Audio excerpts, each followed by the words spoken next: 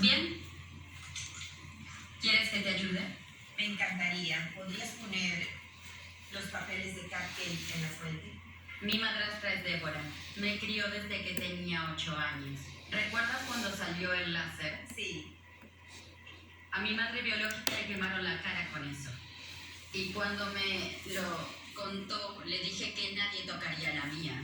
Y unas semanas después me dijo que vayamos al doctor para removerlos. Le dije, rayos, no. Claro que no. Mi mamá biológica tenía bultos parecidos a los míos. Le realizaron una cirugía de láser en la cara. La trataron con láser, pero no lo hicieron bien. Le quemaron la cara y entonces dejó de